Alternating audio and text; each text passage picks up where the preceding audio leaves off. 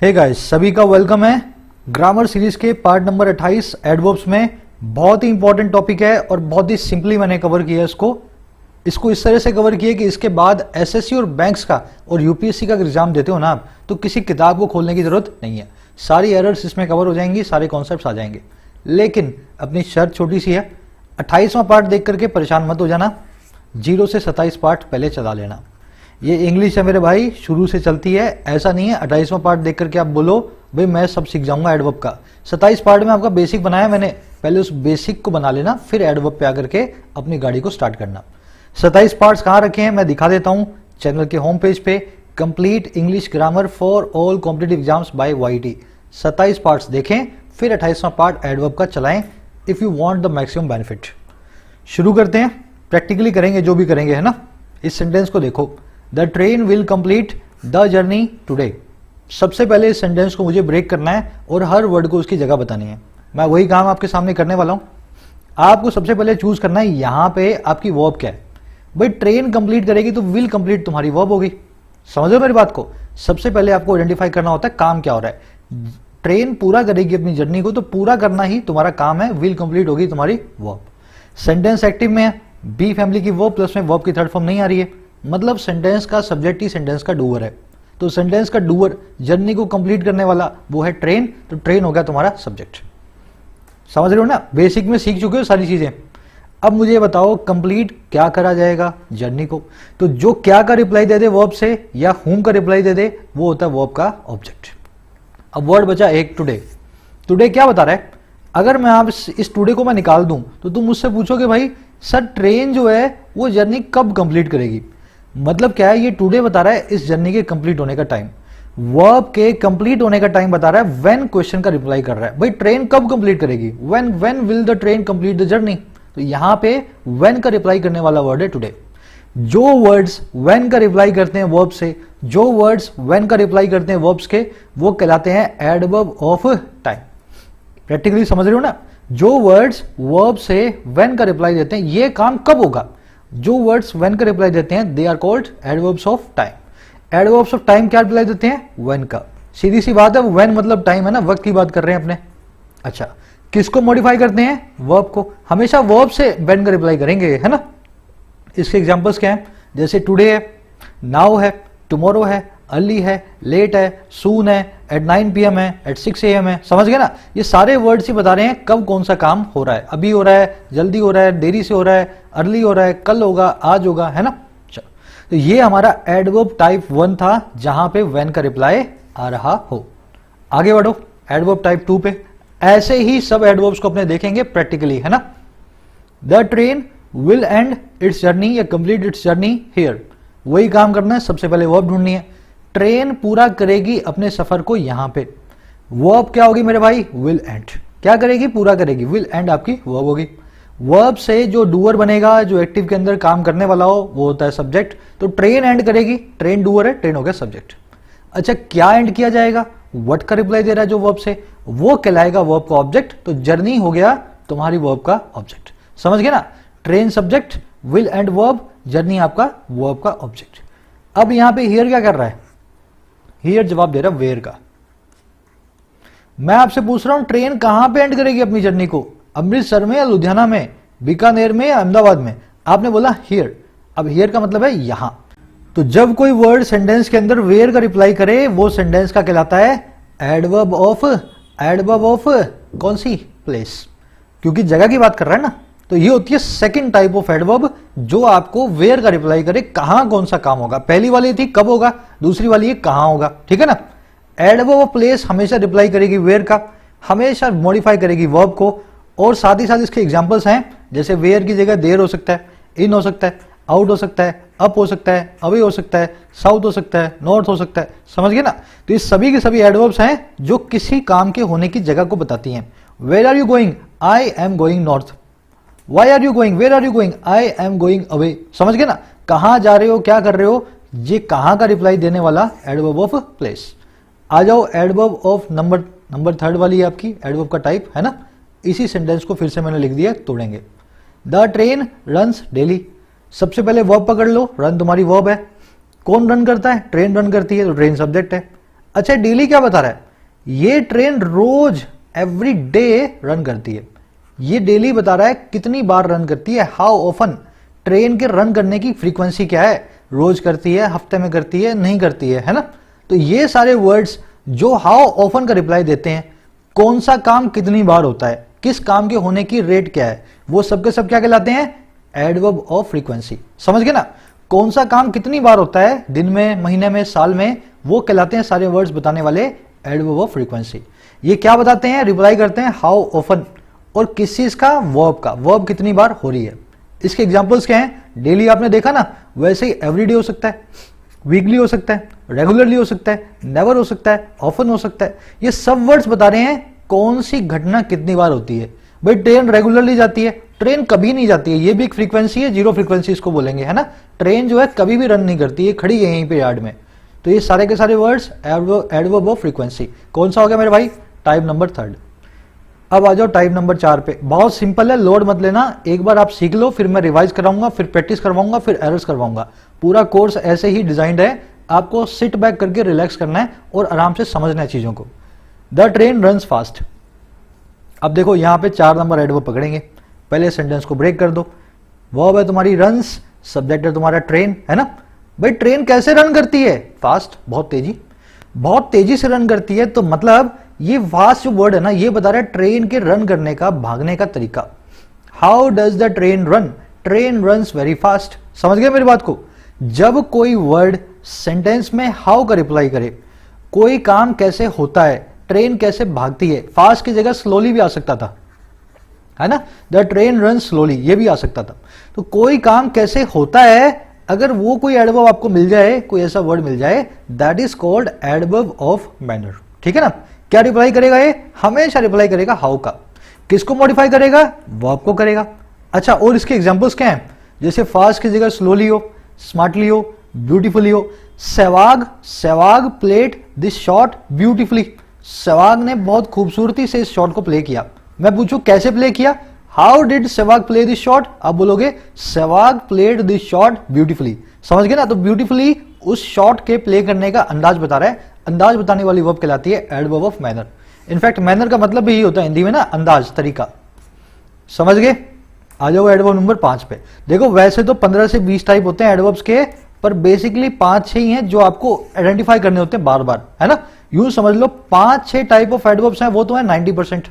बाकी की जो 10 टाइप ऑफ एडवर्ब बची वो बता दूंगा आपको, वो है सिर्फ 10%। तो ये 90% वाला आप पकड़ लो, मोस्टली आपके जो है एडवर्ब के क्वेश्चन सॉल्व हो जाएंगे। चलो आगे आओ एडवर्ब नंबर 5 पे, टाइप 5 पे। The train runs very fast. अब मैं आप सबको एनकरेज करूंगा, यहां पे ये ट्रेन रन्स तो आप समझ ही गए, रन वर्ब है, ट्रेन सब्जेक्ट है। वेरी और फास्ट दोनों के बारे में मुझे बताओ, ये क्या क्या सवाल का जवाब दे रहे हैं सेंटेंस में। चलो देखो, फास्ट तो आप समझ ही गए, ट्रेन कैसे रन करती है, फास्ट रन करती है। फास्ट तो हाउ का रिप्लाई कर रहा है, एडवर्ब ऑफ मैनर हो गया। और वेरी क्या बता रहा है, कितना फास्ट रन करती है। भाई थोड़ा सा फास्ट रन करती है, बहुत ज्यादा फास्ट रन करती है। तो वेरी बता रहा है बहुत ज्यादा। इसने क्या किया, इस एडवर्ब की, इस फास्ट नाम की एडवर्ब को मॉडिफाई कर दिया।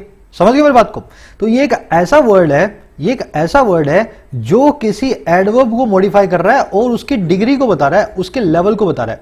ट्रेन बहुत फास्ट रन करती है, थोड़ा फास्ट नहीं, वेरी फास्ट। समझ गए। तो ये टाइप ऑफ वर्ड्स क्या कहलाते हैं, जो कि बताते हैं कितने लेवल से कोई काम हो रहा है या कितने लेवल से कोई चीज चल रही है ना, फास्ट हो रही है या धीरे हो रही है। ये वर्ब्स कहलाते हैं एडवर्ब ऑफ डिग्री। डिग्री का समझ गए ना, मतलब लेवल। ये एक्सटेंड, डिग्री या लेवल बताते हैं किसी काम के होने का। अच्छा, ये किसका रिप्लाई करेंगे, टू व्हाट एक्सटेंट या टू व्हाट डिग्री। ये किसको मॉडिफाई करेंगे, एडवर्ब को मॉडिफाई करेंगे। जैसे यहां पे वेरी इस फास्ट को मॉडिफाई कर रहा है। और इसके एग्जांपल्स क्या होंगे, एग्जांपल्स होंगे almost, enough, too, as, pretty, rather. सब के सब डिग्री का काम करते हैं। कौन सा काम का क्या डिग्री है, क्या लेवल है, क्या एक्सटेंट है, ये आप मेरे साथ डिटेल में अभी आगे देखोगे, है ना। इनके सब एग्जांपल्स को अपने देखेंगे। अब आ जाओ मेरे भाई एग्जाम्पल नंबर 5 के एक और वेरिएशन पे, ध्यान से देखना। The train is very fast. The train is very fast. इस सेंटेंस के अंदर ये जो फास्ट है ना, ये एडवर्ब नहीं है।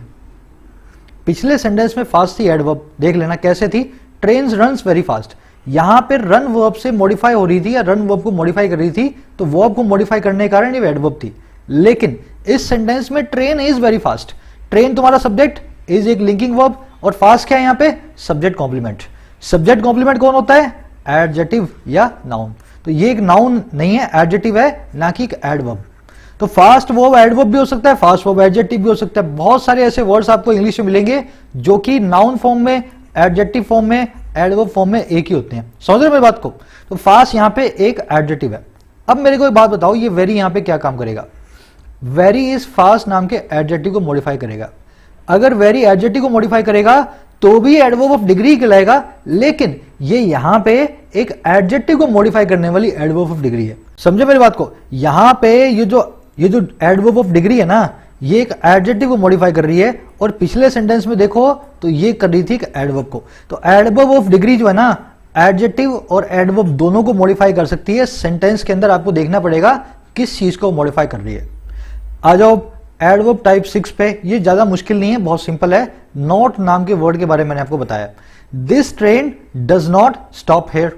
सब्जेक्ट क्या है आपका, वर्ब हो गई आपकी डज नॉट स्टॉप, है ना। डज स्टॉप जो होगी आपकी वर्ब हो गई, ये भी आपकी वर्ब है, ये हेल्पिंग वर्ब, ये मेन वर्ब। अच्छा, सब्जेक्ट आपका ट्रेन। हियर यहाँ पे क्या है, एडवर्ब ऑफ प्लेस, है ना, हियर देयर। अच्छा, ये नॉट क्या बता रहा है, नॉट आपको जवाब दे रहा है हाँ या ना। जो वर्ड्स आपको हाँ या ना का जवाब दें, ना वाले को बोलते हैं एडवर्ब ऑफ नेगेशन, हाँ वाले को बोलते हैं एडवर्ब ऑफ अफर्मेशन। अगर मैं ऐसा बोल दूं, yes this train does stop here, या yes this train stops here, तो यहां पे जो यस लगा होगा वो हो जाएगी एडवर्ब ऑफ अफर्मेशन, और जो नॉट लगा हुआ है ना वो बन जाती है एडवर्ब ऑफ नेगेशन। ये ज्यादा मुश्किल नहीं है, ज्यादा इंपॉर्टेंट भी नहीं है, बस आपको समझना चाहिए नॉट होता क्या। नॉट एक्चुअल में एक एडवर्ब ऑफ नेगेशन होती है। तो चलो, एडवर्ब ऑफ नेगेशन रिप्लाई करती है यस और नो का, है ना, कौन सी चीज हाँ या ना है। अच्छा, इसको मॉडिफाई करना होता है वर्ब को। वर्ब कोई काम हो रहा है या नहीं हो रहा, ट्रेन स्टॉप करती है या नहीं करती। अब ये 7 नंबर टाइप है, ये लास्ट और मोस्ट इंपॉर्टेंट है। इसके बाद अपने सीधे प्रैक्टिस पे आने वाले हैं। Unfortunately the train met with an accident. दुर्भाग्यवश, अनफॉर्चुनेटली ट्रेन एक एक्सीडेंट से जा मिली, मतलब ट्रेन का एक एक्सीडेंट हो गया। सेंटेंस को ब्रेक कर दो। कैसे करोगे, ट्रेन तुम्हारा सब्जेक्ट, मेट तुम्हारी वर्ब, विद एक प्रपोजिशन, उसका ऑब्जेक्ट है एक्सीडेंट। इतना आप जानते हो, बेसिक आप मेरे साथ सीख चुके हो। अब बताओ मुझे अनफॉर्चुनेटली क्या कर रहा है। ये किसी भी एडजेक्टिव को मॉडिफाई नहीं कर रहा, किसी भी एडवर्ब को मॉडिफाई नहीं कर रहा, किसी भी वर्ब को मॉडिफाई नहीं कर रहा। ये एक ऐसी एडवर्ब है अनफॉर्चुनेटली जो पूरे सेंटेंस को मॉडिफाई कर रही है। दुर्भाग्यवश तरीके से ट्रेन एक एक्सीडेंट से जाकर के मिली, मतलब ट्रेन का एक्सीडेंट हो गया। बड़े दुख की बात है कि ट्रेन का एक्सीडेंट हो गया। समझ गए मेरी बात को। तो अनफॉर्चुनेटली ये कहलाती है सेंटेंस एडवर्ब। सेंटेंस के शुरू में आती है जनरली, और कभी कभी सेंटेंस के लास्ट में आती है। शुरू में आएगी तो उसके बाद एक कॉमा होता है, ठीक है ना। सेंटेंस एडवर्ब क्या होती है, पूरे सेंटेंस को मॉडिफाई करती है, सेंटेंस के शुरू में आती है, आंसर किसी चीज का देती नहीं है, पूरे होल सेंटेंस को मॉडिफाई करती हैं। और भी ऐसी हैं जैसे श्योरली, सडनली, बेसिकली, श्योरली, ये सब के सब जो है ना किसी भी सेंटेंस के शुरू में आके लास्ट में आकर के पूरे सेंटेंस को मॉडिफाई करती है। जैसे आप बोल सकते हो suddenly the train met with an accident, पक्का ही जरूरी ट्रेन एक्सीडेंट जो है, ट्रेन का एक्सीडेंट हो गया। चलो अब आ जाओ प्रैक्टिस पे। आपने सारे टाइप मेरे साथ सीख लिए हैं। वेयर, व्हेन, देखो where, when, how often, how, degree, yes, no और पूरा सेंटेंस। तो ये सभी सवालों का जवाब देती हैं एडवर्ब्स। और एडवर्ब्स बना कैसे वर्ड, ये एडजेक्टिव ऑफ ए वर्ब है। समझ रहे हो, एडवर्ब वर्ब कैसे बनाया हमने, वर्ड कैसे बनाया है, ये एडजेक्टिव है एक वर्ब का, है ना। तो जरूरी नहीं है वैसे वर्ब को मॉडिफाई करे, ये किसी एडवर्ब या किसी दूसरे एडजेक्टिव को भी मॉडिफाई कर सकता है, जैसे हमने देखा। तो वेयर का रिप्लाई देने वाली कहलाएगी एडवर्ब ऑफ प्लेस, व्हेन का adverb of time, how often frequency को, हाउ बताएगी मैनर को, डिग्री बताएगी adverb of degree, yes no बताएगी अफर्मेशन या निगेशन, और सेंटेंस को मॉडिफाई करने वाली कहलाएगी एडवर्ब ऑफ सेंटेंस। समझ गए। आ जाए प्रैक्टिस पे। अब सब लोग प्रैक्टिस करेंगे एक एक करके, ठीक है ना। चलो, ये आपका पहला sentence, the film released last week.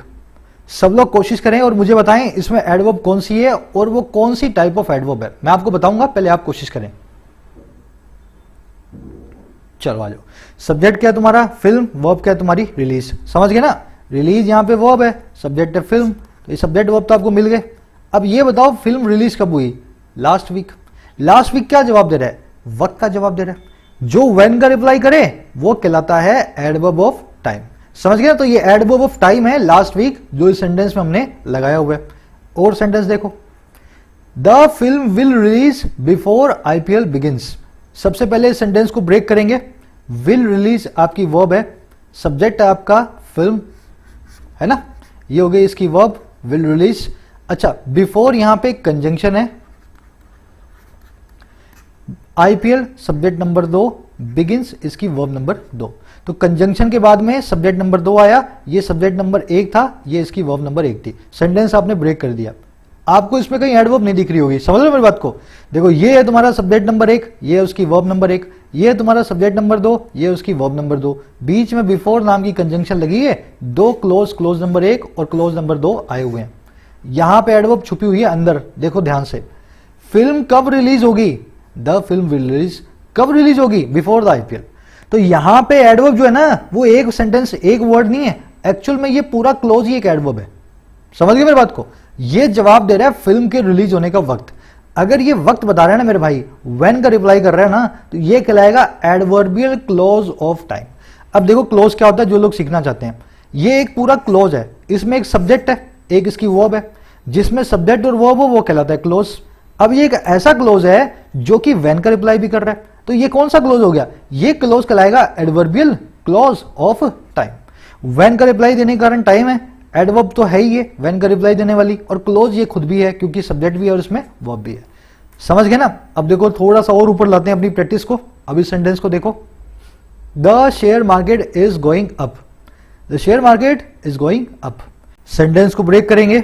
Is going आपकी हो गई वर्ब, है ना, शेयर मार्केट जा रही है, कहां जा रही है भाई, कौन जा रही है, शेयर मार्केट। शेयर मार्केट हो गया आपका सब्जेक्ट, ठीक है ना, सब्जेक्ट और ये इसकी वर्ब। अच्छा, ये अप यहां पे क्या काम कर रहा है, ये बता रहा है शेयर मार्केट कहां जा रही है, कहां जा रही है, share market is going up.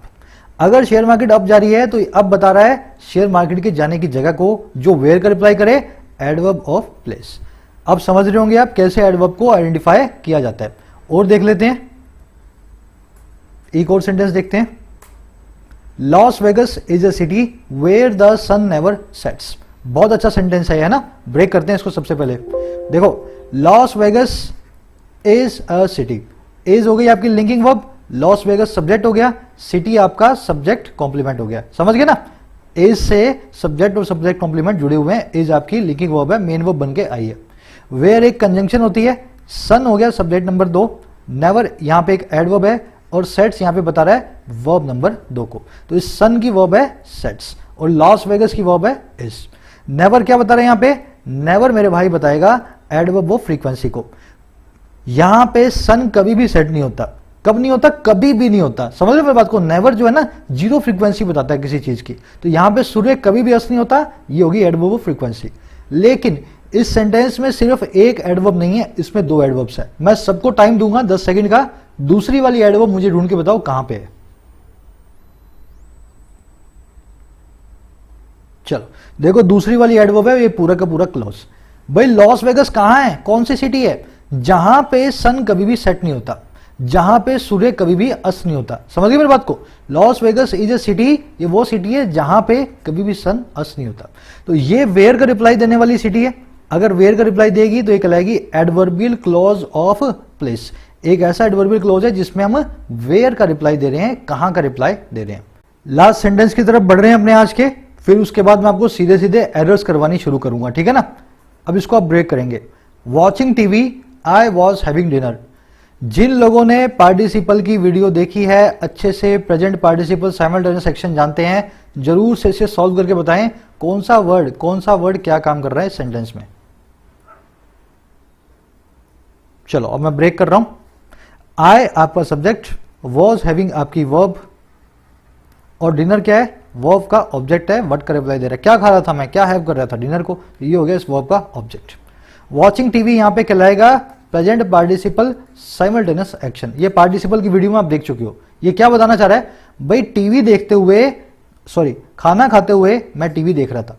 भाई इधर टीवी था, इधर मैं बैठा था, इधर खाना पड़ा था, तो मैं खाना खा रहा था और टीवी को देख रहा था। तो दोनों काम साइमल्टेनियसली हो रहे थे, एक साथ हो रहे थे। जब मैं खाना खा रहा था तब मैं टीवी देख रहा था। इसको लिखने का एक और तरीका भी है, having dinner I was watching television. तो यहां पे वॉचिंग आ सकता था और यहां पे हैविंग आ सकता था, ऐसे भी ये सेंटेंस बन सकता था। ये आप जानते हो। अब ध्यान से देखना, ये वॉचिंग टीवी को हम बोलते हैं present participle simultaneous action phrase, ठीक है ना, present participle simultaneous action phrase. लेकिन यही फ्रेज किसका रिप्लाई करता है, ध्यान से देखो, ये फ्रेज रिप्लाई करता है व्हेन का। आप कब खाना खा रहे थे, जब आप टीवी देख रहे थे। ये पूरा फ्रेज जो कि present participle simultaneous action phrase भी है, ये रिप्लाई करता है व्हेन का। अगर ये पार्टिसिपल फ्रेज व्हेन का रिप्लाई करता है तो इस पार्टिसिपल फ्रेज को हम बोलते हैं एडवर्बियल क्लॉज ऑफ टाइम। समझ गए ना, यहां पे क्लॉज की जगह फ्रेज कर लेना adverbial phrase of time. TV देखते हुए मैं खाना खा रहा था, watching television I was having dinner. तो प्रेजेंट पार्टिसिपल साइमल्टेनियस एक्शन जो है वो एक एडवर्बियल फ्रेज भी होता है, दोनों ही तरीके से काम करता है। क्योंकि ये व्हेन का रिप्लाई करता है इसलिए टाइम का फ्रेज है, क्योंकि ये साइमल्टेनियस एक्शन है इसलिए ये पार्टिसिपल फ्रेज भी है। चलो आई थिंक अभी मोटा मोटा आप समझ गए होंगे एडवर्ब्स को कैसे यूज करना है, कहां पे आइडेंटिफाई करना है। अब इनसे जुड़े हुए कुछ रूल्स को देखते हैं, ठीक है ना। इस पूरी वीडियो को मैं 2 पार्ट्स में डिवाइड कर रहा हूं, अगला पार्ट भी ऑलमोस्ट रेडी है, मैं आपको दिखाऊंगा। प्रोबेबली उसको मैं संडे को अपलोड करूंगा, नेक्स्ट संडे को, दिवाली के बाद, है ना। इस पार्ट के अंदर मैं आपको बेसिक एरर्स करवा रहा हूं, अगले पार्ट में एडवांस एरर्स। ध्यान से देखें, ये आपकी एरर नंबर 1। पहले काम करके मुझे बताएं तीनों सेंटेंस में क्या एरर है, ढूंढ के फिर मैं आपको बताता हूं इनमें कैसे एरर को आपको आइडेंटिफाई करना था। चलो ब्रेक करते हैं सेंटेंस को। प्रोफेसर आपका सब्जेक्ट है, एक्सप्लेन आपकी वर्ब है। अच्छा, किसको एक्सप्लेन किया, कॉन्सेप्ट को। कॉन्सेप्ट आपका क्या है, ऑब्जेक्ट है, ठीक है ना। अच्छा, कैसे एक्सप्लेन किया, साफ साफ। अगर प्रोफेसर ने एक्सप्लेन किया साफ साफ तो वर्ब को मॉडिफाई करने के लिए इस वर्ड को हमने यूज किया। अगर क्लियर यहां पे वर्ब को मॉडिफाई करेगा तो हमें यूज करनी है इसकी एडवर्ब फॉर्म, ठीक है ना, एडवर्ब फॉर्म। इसकी एडवर्ब फॉर्म क्या होती है, क्लियरली। तो मुझे क्या बोलना चाहिए, the professor explain the concept clear, नहीं क्लियरली। समझ गए ना। अगर एक्सप्लेन करने का तरीका बता रहे हैं हम, एडवर्ब ऑफ मैनर लगानी चाहिए, तो यहां पे एडवर्ब ऑफ मैनर होगी क्लियरली, ना कि क्लियर। ये सिंपल चीज है, आप जानते होंगे। अब देखो इसको थोड़ा सा और आगे बढ़ाते हैं। मैं आपसे अगले सेंटेंस से पूछ रहा हूं, the professor appeared clearly on the subject. जो प्रोफेसर साहब थे वो दिखाई दिए बिल्कुल साफ, और किस पे, सब्जेक्ट के ऊपर। जो भी सब्जेक्ट वो पढ़ाते थे, जो भी वो बात कर रहे थे, बहुत साफ थे, उस पर एकदम क्लियर थे। आपके लॉजिक के हिसाब से जो आपने यहां सीखा, एक्सप्लेन एक वर्ब थी, इसके लिए एक एडवर्ब लगाई थी हमने क्लियरली। तो यहां पे प्रोफेसर की वर्ब है अपीयर्ड, और अपीयर के लिए यहां पे क्लियरली नाम का एडवर्ब हमने लगाया। लेकिन ये सेंटेंस गलत है। यहां पे वर्ब के लिए आप जो है एडजेक्टिव यूज करेंगे, एडवर्ब यूज नहीं करेंगे। तो professor appeared clear on the subject. अब यहां से आपकी कंफ्यूजन शुरू हो गई, सर यहां पे वर्ब के लिए एडवर्ब यूज की, तो यहां पे वर्ब के लिए एडजेक्टिव क्यों यूज करना है। बस यही आपका एरर नंबर 1 है। देखना ध्यान से, आपने लिंक वर्ब्स तो मेरे साथ पढ़ी हैं, is, am, are, was, were, be, being, been. Be family की वर्ब्स जब एक साथ नहीं, अकेले आ जाएं किसी दूसरी वर्ब के बिना, तो मेन वर्ब बन जाती हैं और लिंक वर्ब कहलाती हैं। लिंक वर्ब के बाद में आप नाउन या एडजेक्टिव को यूज करते हैं एज ए सब्जेक्ट कॉम्प्लीमेंट। लेकिन इन लिंक्स वर्ब्स के अलावा भी कुछ ऐसी वर्ब्स हैं, इनके अलावा भी जो कि लिंक वर्ब्स हैं। अब वो वर्ब्स मैं आपको बताता हूं कौन सी हैं, ध्यान से देखो। Seem, look, appear, get, become, remain, stay, prove, taste, sound, taste, smell, prove, 2 बार आ गया शायद, है ना, टर्न, फील और कीप। सारी लिंक वर्ब्स मैंने आपके सामने लिख दी हैं। समझ रहे मेरी बात को, ये सारी की सारी वर्ब्स लिंक वर्ब्स हैं। अगर ये लिंक वर्ब्स हैं तो अपने बाद में हमेशा और हमेशा एक एडजेक्टिव लेंगी, कभी भी इनके बाद में एक एडवर्ब नहीं आएगा। अपीयर एक लिंक वर्ब है, इसलिए इसके बाद में मैंने क्लियर लिखा, क्लियरली मुझे हटाना पड़ेगा, बावजूद इसके वर्ब होने के, क्योंकि ये लिंक वर्ब है, मैं यहां पे एक एडजेक्टिव को यूज करूंगा, ना कि एक एडवर्ब को। तो यहां पे क्या करना चाहिए, क्लियरली की जगह क्लियर लिख देना चाहिए। वैसे ही the professor got angrily with the students. Get verb के लिए आपने इस एडवर्ब को लगाया है। प्रोफेसर साहब हो गए गुस्सा अपने स्टूडेंट्स के साथ, समझ गए ना। गेट वर्ब के लिए आपने एंग्रीली को लगाया है। लेकिन get is a link verb. अगर गेट एक लिंक वर्ब है तो इस वर्ब के लिए एडवर्ब नहीं आ सकता। तो इसके लिए क्या आएगा, एंग्रीली को निकाल दो और यहां लिख दो angry. The professor got angry with the students. समझ गए ना। चलो अब इस कॉन्सेप्ट को मैं थोड़ा सा और ऊपर लेवल पे ला रहा हूं। इनमें से कुछ ऐसी वर्ब्स हैं जो एक्शन वर्ब्स भी हैं और लिंक वर्ब्स भी हैं।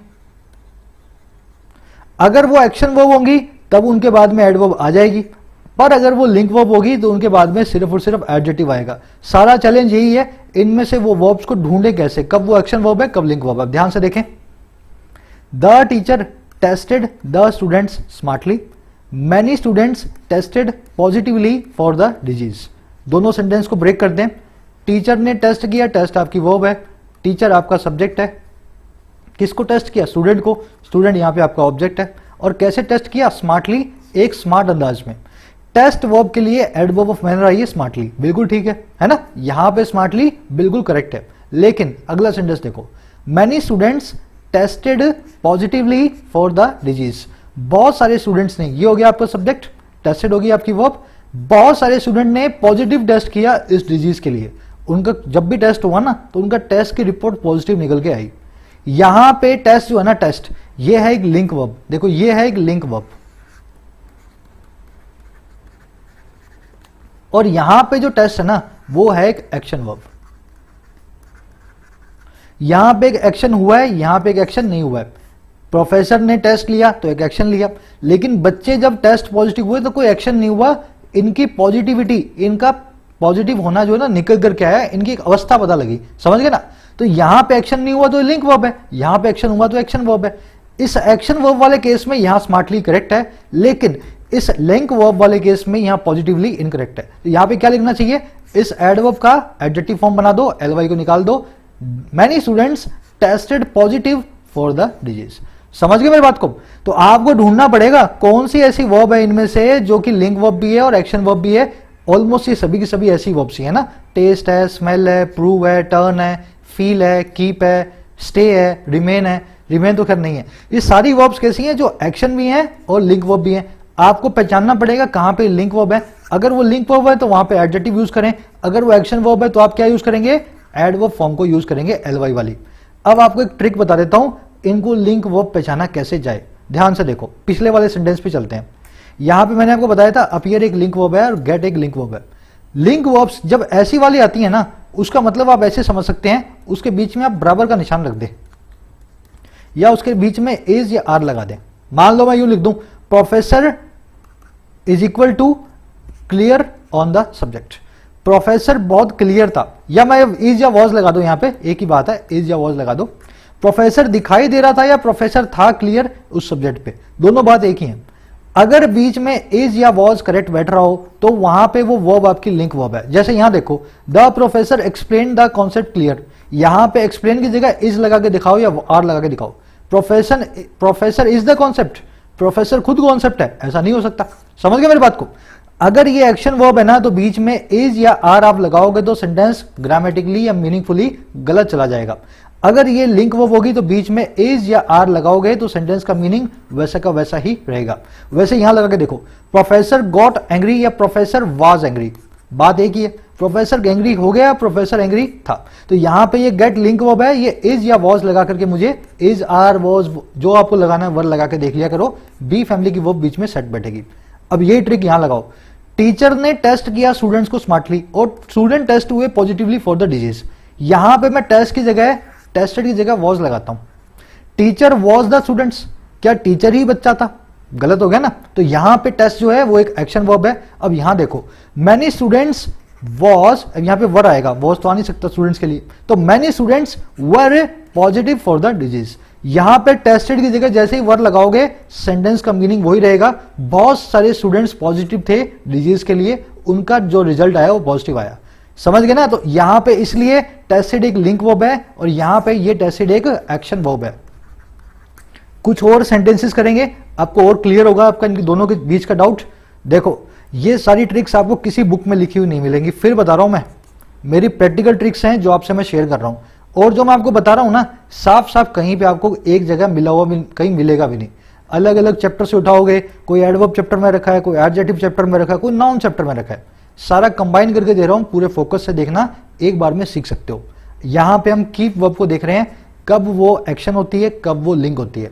ही kept the knife carefully in his pocket despite everything he kept कामली।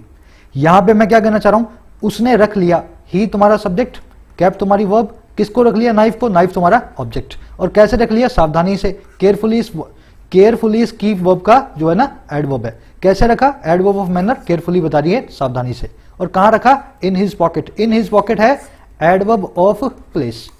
ये एडवर्बियल फ्रेज ऑफ प्लेस हो गया। कहां रखा? इन हिज पॉकेट जो है एडवर्बियल फ्रेज ऑफ प्लेस। अब मुझे बताओ ये केयरफुली यहां सही है, तो इस केप्ट के बाद में कामली क्यों गलत है? डिस्पाइट एवरीथिंग, हर चीज के बावजूद, डिस्पाइट एवरीथिंग, हर चीज के बावजूद उसने केप्ट, उसने बनाए रखा कामली, वो बिल्कुल शांत रहा। यहां पे कीप का मतलब है रहना और यहां पे कीप का मतलब है रखना। जब ये रखने का मीनिंग रखती है कीप वर्ब, तब ये होती है एक्शन वर्ब, और जब आप रहने का मीनिंग रखते हो तब ये कीप वर्ब होती है लिंक वर्ब। हर चीज के बावजूद वो शांत रहा, ही केप्ट कामली। अब ये कामली गलत हो जाएगा क्योंकि यहां पे लिंक वर्ब है, होने की बात हो रही है शांत, तो कामली की जगह हम रखेंगे काम, इस एलवाई को निकाल देंगे। समझ रहे हो कितना खूबसूरत कॉन्सेप्ट है? एक जगह कीप वर्ब अपने साथ में केयरफुली ले रही है, दूसरी जगह यही कीप वर्ब की सेकंड फॉर्म केप्ट अपने साथ में कामली नहीं ले रही, काम ले रही है। इसकी जगह आप इस भी लगाकर देख सकते हो अगर आप करना चाहो, ही इज काम या ही वॉज कॉम, तो यहां से सेंटेंस का मीनिंग वैसा ही आ रहा है, वो काम था। लास्ट अपना सेंटेंस है एरर नंबर 1 पे, with Trump's defeat the future of the USA becomes clearly. मैं चाहूंगा सभी के सभी लोग इसको अटेम्प्ट करें और मुझे बताएं ये क्लियरली सही है या गलत है। चलो, ट्रंप की डिफीट के साथ ही जो भविष्य है अमेरिका का वो बन जाता है बहुत ही साफ। ब्रेक कर देता हूं सेंटेंस को। विद एक प्रेपोजिशन है, जस्ट अ मिनट, विद एक प्रेपोजिशन है, इसका ऑब्जेक्ट है ट्रम्प्स डिफीट, है ना, ट्रम्प्स डिफीट। द फ्यूचर तुम्हारा सब्जेक्ट है, ऑफ प्रेपोजिशन है, इसका ऑब्जेक्ट है यूएसए। अच्छा, बिकम्स क्या है? इस फ्यूचर की वर्ब है, ठीक है ना, सब्जेक्ट सिंगुलर, वर्ब भी सिंगुलर। इस वर्ब के बाद में आई हुई है एक adverb, adverb of manner. Future कैसा हो जाता है? How does the future become? Future becomes clear. समझ गए ना? तो क्लियर आना चाहिए यहां पे, क्लियरली नहीं आना चाहिए, क्योंकि become is a linking verb.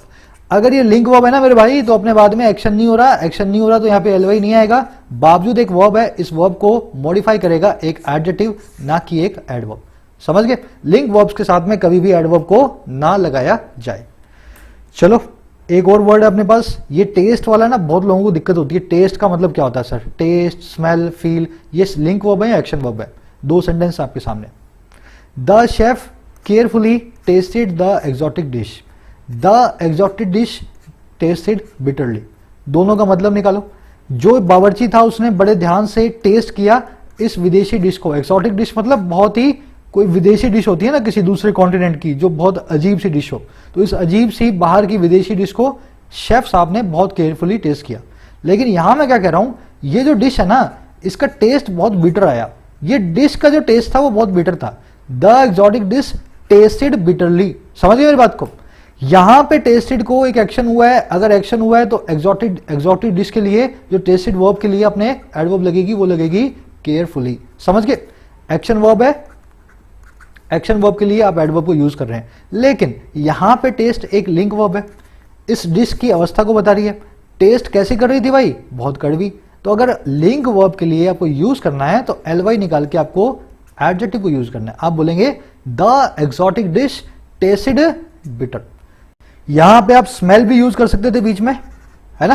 तो exotic, the chef carefully smelled the exotic dish, तो यहां पे भी स्मेल्ड यूज होता तो एक्शन वर्ब की तरह, और यहां पे टेस्टेड की जगह स्मेल्ड यूज होता तो यहां पे लिंक वर्ब की तरह। Exotic dish smelled fragrant. Fragrant का मतलब होता है खुशबूदार, है ना? तो ये डिश बहुत खुशबूदार हमें स्मेल हुई। यहां पे एलवाई नहीं आएगा क्योंकि स्मेल एक लिंक वर्ब का काम करेगी, यहां पे ये एक अवस्था को बता रही है।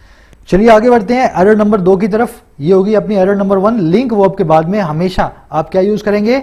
हमेशा और हमेशा यूज करेंगे एडजेक्टिव को। इनके बाद में कभी भी एडवर्ब यूज नहीं की जाएगी, ये सारी की सारी लिंक वर्ब्स के बाद। चलो, एरर नंबर 2 है अपनी, पहले आप कोशिश करें। 4 वर्ड्स हैं अपने पास, when, how, where and why. ये चारों एडवर्ब्स होते हैं, है ना? चारों क्या होते हैं? एडवर्ब्स। इनके ऊपर क्वेश्चंस बनते हैं बहुत अच्छे अच्छे, WH वर्ड्स बोलते हैं इनको। दोनों सेंटेंस को ऊपर देख के बता दो मुझे क्या एरर है इसमें।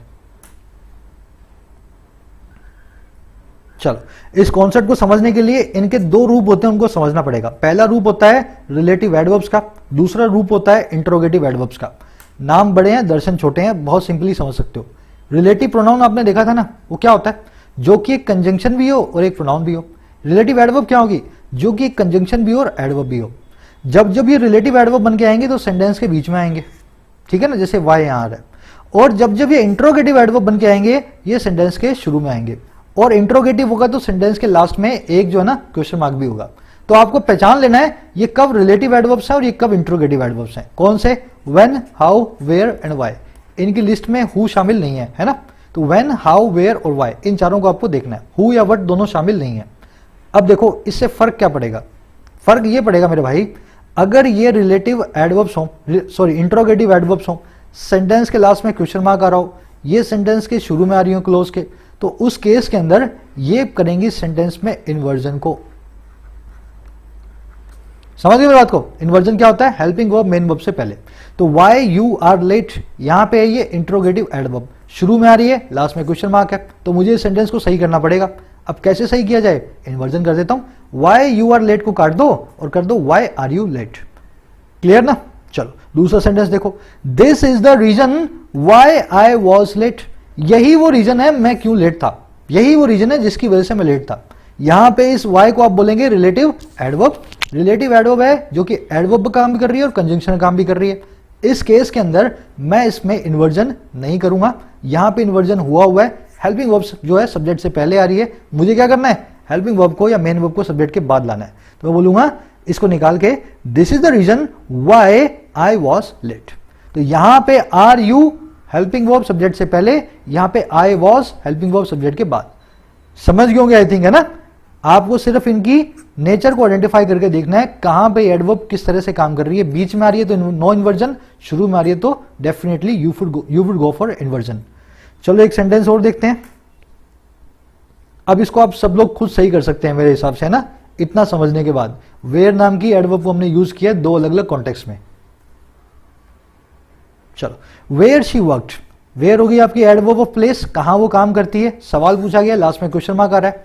अगर ये इंट्रोगेटिव एडवर्ब है, एडवर्ब ऑफ प्लेस है, सवाल पूछा जा रहा है, तो इस केस के अंदर शी वर्क गलत है, इसकी जगह मुझे काट के हेल्पिंग वर्ब को आगे लाना है। मैं बोलूंगा वेयर डिड शी वर्क। समझ गए ना। तो यहां पे इन्वर्जन होना लाजमी था। लेकिन दूसरा सेंटेंस देखो, she didn't tell the place where did she work, उसने हमें जगह नहीं बताई वो वाली जहां वो काम करती है। बीच में आ रही है, लास्ट में क्वेश्चन मार्क नहीं आ रहा, तो क्या है, रिलेटिव एडवर्ब। कंजंक्शन भी होगी और एडवर्ब भी होगी। तो ये कंजंक्शन है, इसके बाद देखो नया सब्जेक्ट आ गया शी, है ना, उसकी वर्ब आ गई वर्क। तो यहां पे रिलेटिव कंजंक्शन है, रिलेटिव एडवर्ब है, तो यहां पे आपको इन्वर्जन नहीं करना है, हेल्पिंग वर्ब को सब्जेक्ट के बाद रखो। तो where she worked, she didn't tell the place where she worked. तो यहां पे डिड शी वर्क, यहां पे शी वर्कड। एडवर्ब दोनों जगह सेम है वेयर, लेकिन दोनों की पोजीशन अलग अलग है। आई थिंक अब क्लियर हो गया होगा। बढ़ते हैं एरर नंबर 3 की तरफ। देखो इसमें टोटल 7 टाइप्स ऑफ एरर्स हैं, है ना। मैं 7 या 6 टाइप्स में उनको बता दूंगा, सारी कवर कर लूंगा। आज मैं कर रहा हूं 3 टाइप ऑफ एरर्स को।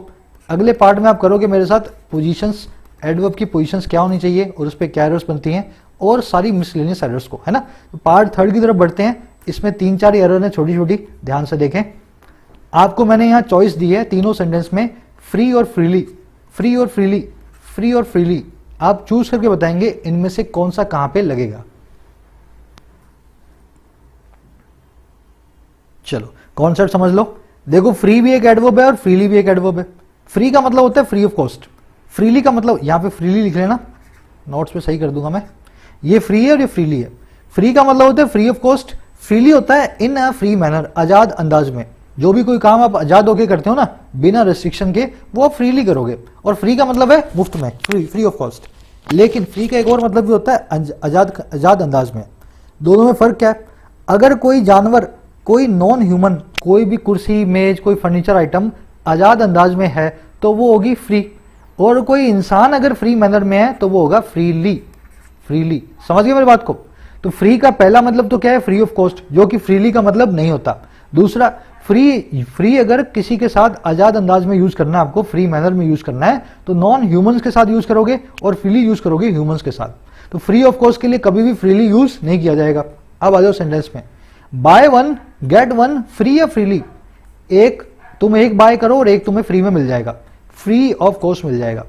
अगर फ्री ऑफ कॉस्ट मिलेगा ना मेरे भाई, तो यहाँ पे फ्री आएगा, फ्रीली का कोई काम नहीं है, समझ गए ना। तो by one get one freely, बहुत लोग ऐसा लिखते हैं, वो गलत होता है। By one get one free आप देखते हैं जनरली पोस्टर्स पे ऐसा लिखा होता है, समझ गए ना। फ्रीली का मतलब ही नहीं होता फ्री के अंदर, वो मतलब होता है फ्री का। अगला सेंटेंस देखो, the teacher encouraged the students to speak freely या फ्री। टीचर आपका सब्जेक्ट है, एनकरेज्ड आपकी वर्ब है, वर्ब का ऑब्जेक्ट है स्टूडेंट्स। किनको एनकरेज किया? होम का रिप्लाई स्टूडेंट्स ने दिया, है ना। अच्छा, क्यों एनकरेज किया? स्पीक करें वो एकदम आजाद अंदाज में, है ना। जो उनकी आजादी हो स्पीक करने की, वो वैसा ही स्पीक करें।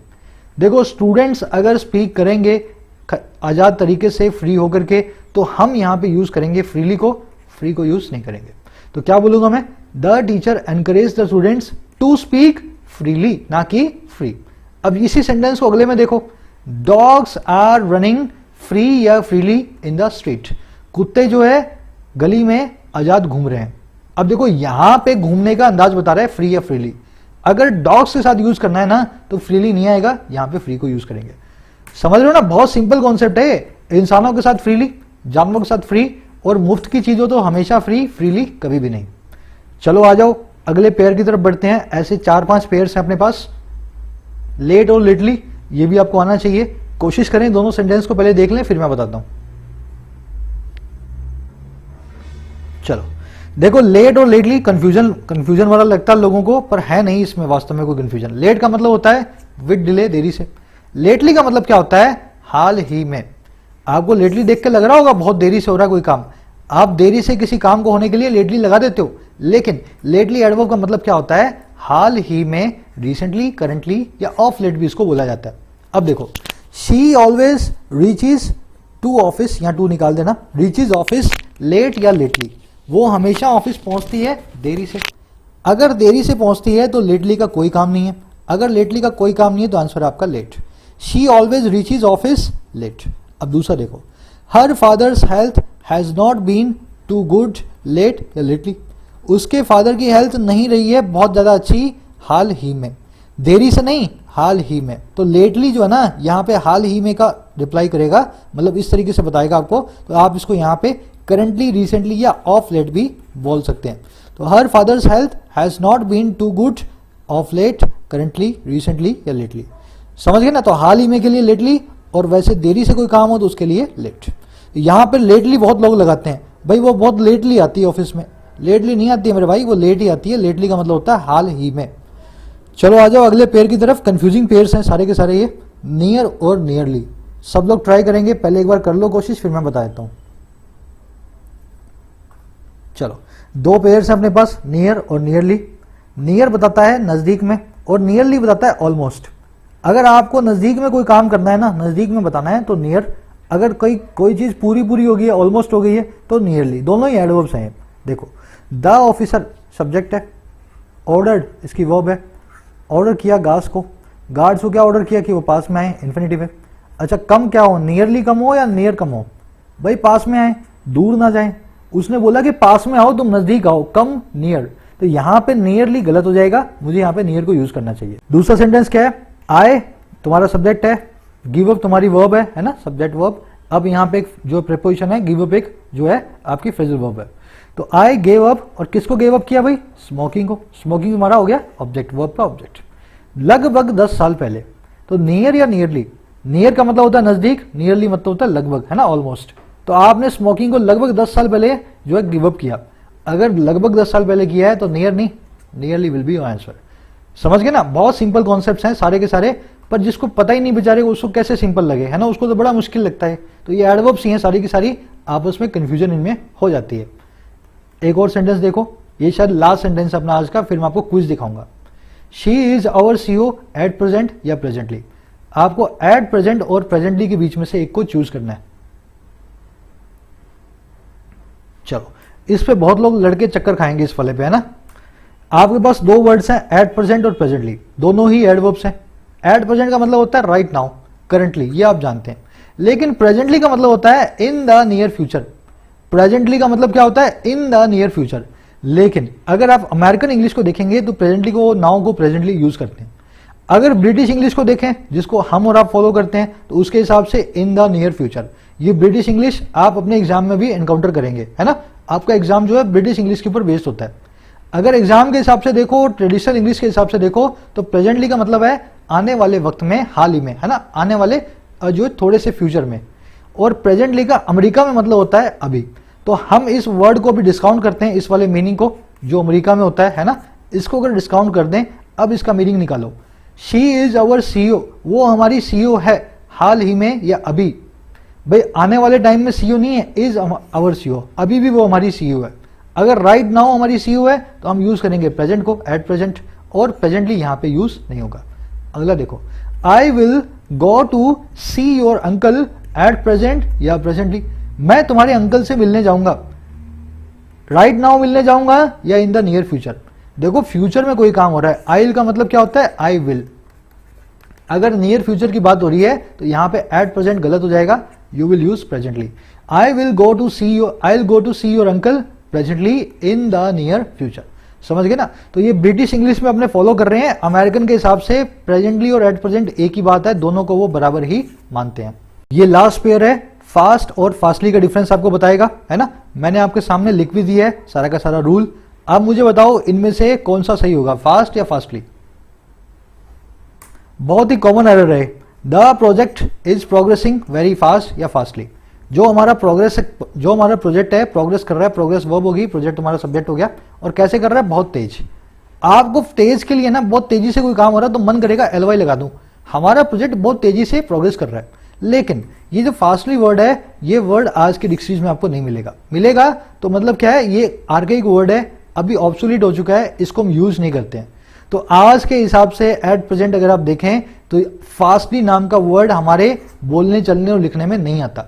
तो आपको फास्ट नाम की एडवर्ब को ही यहां पे यूज करना है, फास्टली को यूज नहीं करना है। आप बोलेंगे the project is progressing very fast, fastly use नहीं करेंगे। एग्जाम में तो खास करके, एग्जाम में तो कभी भी फास्टली आपको यूज करने के लिए नहीं बोलेगा। चलो आगे बढ़ते हैं। एक छोटी सी चीज आपसे शेयर करनी है। कुछ लोग कह रहे हैं सर आपकी वीडियोस बहुत धीमे आ रही हैं ग्रामर की। एक काम कर लेना, एडवर्ब है ना, एडवर्ब सर्च कर लेना यूट्यूब में, 10-10 लाख वीडियो निकलेंगी, और एक वीडियो में बता देना सर जो आपने समझाया ना वो पूरा लॉजिक के साथ शुरू से समझाया हुआ है, एनिमेशन के साथ, लॉजिक के साथ, सारे टॉपिक कवर किए हुए हैं। और एडवर्ब ही नहीं, आप पुरानी कोई भी वीडियो अपनी उठा लो, प्रोनाउन की, वर्ब की, एडजेक्टिव की, नाउन की, कोई भी वीडियो आपको ऐसी नहीं मिलेगी। रीजन पता है क्या इसका, इसमें 10-10, 12-12 घंटे इन्वेस्ट होते हैं, और हर आदमी फ्री पे यूट्यूब में नहीं करता। 10-12 घंटे के अंदर अगर एक पीपीटी बनाई जाए, और वो भी तब जब आपने सब जानते हो, है ना, उसके बाद बोल रहा हूं मैं 10-12 घंटे। 10-12 घंटे में अगर आप एक पीपीटी बनाते हो ना, तब उसमें सारा का सारा मामला कवर होता है। ये कोई पेड कोर्स तो है नहीं जो मैं सारा काम छोड़ करके इस पीपीटी को बनाऊं। तो मैं रोज आधा घंटा निकालता हूं अपना टाइम ऑफिस में और यूट्यूब पे स्पेंड करने के बाद, रात में आधा घंटा 1 घंटा निकालता हूं। 10 दिन में, 12 दिन में वीडियो तैयार होती है पीपीटी, फिर मैं उसको आपको अपलोड करके दे देता हूं।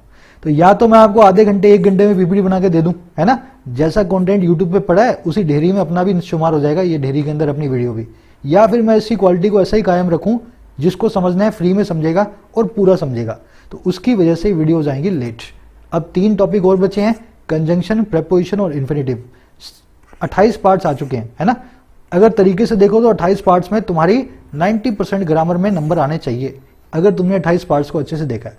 तो जिनको थोड़ा पेशेंस कम लग रहा है वो पुराने पार्ट्स को फिर से चला लेना, इसको मास्टर कर लेना। लास्ट के 3 पार्ट्स बचे हैं, अगले 1 मंथ में आ जाने चाहिए, ठीक है ना। थोड़ा सा पेशेंस रखो, मैं तो अपनी तरफ से पूरी कोशिश कर रहा हूं, पर अब मेरे भी 2 ही हाथ हैं यार, मैं करूंगी क्या। चलो बढ़ते हैं अपने क्विज की तरफ आज के। ये आपका क्विज है, सब लोग सॉल्व करेंगे इसको, प्यारा क्विज है, और इसी क्विज के आंसर्स मैं आपको अगली स्लाइड में दिखाऊंगा। लेकिन बिफोर दैट यहीं वीडियो को पॉज करें और कमेंट सेक्शन में अपने आंसर्स को डालें। चलिए let's move on to the answer of the quiz. ये आपके आंसर्स हैं, विद लॉजिक भी लिख दिया मैंने। ये लिंक वर्ब है इसलिए सो रहा है ना। यहाँ पे ये हाउ जो है रिलेटिव एडवर्ब है, इसलिए हमने इन्वर्जन नहीं किया। यहाँ पे नियरली आना चाहिए, ऑलमोस्ट वाली बात है। यहाँ पे स्टूडेंट्स के बाद में शुड आएगा क्योंकि वेयर एक रिलेटिव एडवर्ब है, और साथ में फ्रीली आएगा क्योंकि स्टूडेंट्स इंसान है, तो यहाँ पे फ्री को यूज नहीं कर सकते। प्रोफेसर सीम है, सीम एक लिंक वर्ब है, लिंक वर्ब के बाद सैड आएगा। एट प्रेजेंट मतलब हाल ही में, तो प्रेजेंटली यूज नहीं कर सकते क्योंकि प्रोफेसर अभी दिख रहे हैं, तो इसलिए यहाँ पे प्रेजेंटली आएगा तो फ्यूचर की बात हो जाएगी। तो ये मैंने आपको लॉजिक भी बता दिया है कहाँ पे कौन से क्वेश्चन के अंदर कैसा आंसर बैठना चाहिए था। जरूर से एक शेयर और एक लाइक इस वीडियो को दें, अपना स्कोर अपडेट करें, आउट ऑफ 5 आपको क्या मिला, आंसर्स को भी अपडेट कर सकते हैं। फिर भी कोई कंफ्यूजन रह गई हो तो अगले पार्ट के अंदर मैं उस कंफ्यूजन को शुरू में ले लूंगा, है ना, ताकि अगले पार्ट को अपने आगे बढ़ाएं इस कंफ्यूजन को दूर करके। डालना कमेंट सेक्शन में। Signing out.